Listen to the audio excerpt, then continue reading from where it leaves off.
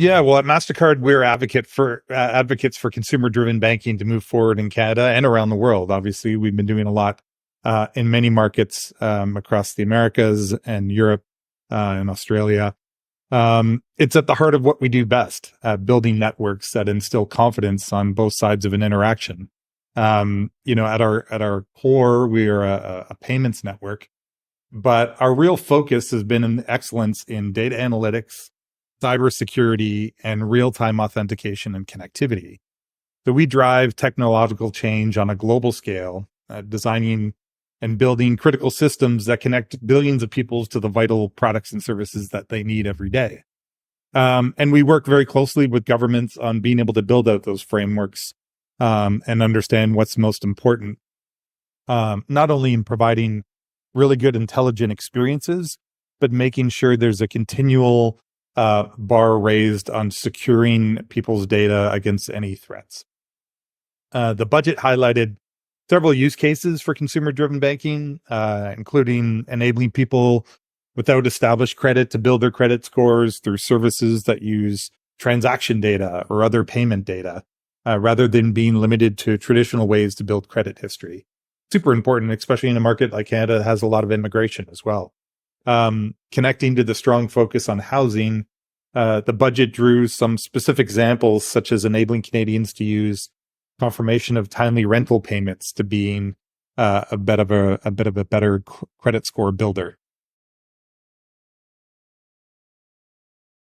Well, at the heart of consumer-driven banking technologies, of course, consumer permission data. Security for consumer permission data is what's the table stakes, right? Consumers need to know what data is being requested, by whom, and for what purpose. Once we have a secure process and APIs for collecting data, consumers are going to want to, are they're going to be able to find choice really on being able to have a lot more optionality than perhaps they've historically known. We know that strengthening these connections between consumers and many different third-party financial resources, they result in a more inclusive financial system and improve consumer financial well-being overall. That's going to impact small businesses, cash flow management, particularly for those in underrepresented groups like Indigenous peoples. On a consumer level, this will also mean access to more financial tools, ones that are reserved historically perhaps for the wealthy, or more potentially more favorable terms on mortgages and lending. Well, the market's ready to move forward and embrace the innovation that'll unfold under this consumer-driven banking framework. We know we've heard that for a while. At the Open Banking Expo here in Toronto, Mastercard will showcase some of the global patterns and expertise for the Canadian ecosystem to reinforce that giving consumers control of their data creates a very robust environment for new use cases around data sharing. Most importantly, though, by establishing trust in those connections. Trust doesn't move at the same speed as technology. We've talked about that last year.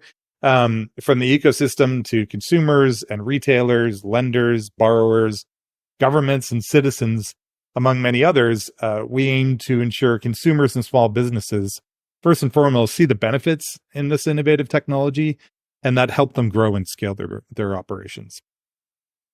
We can't wait for June, where our team will be well represented at the Expo on the stage to share our thoughts and insights, some of the expertise that we've seen around the world on cybersecurity, on identity, on money movement, and some of the trends that we're seeing around open banking globally.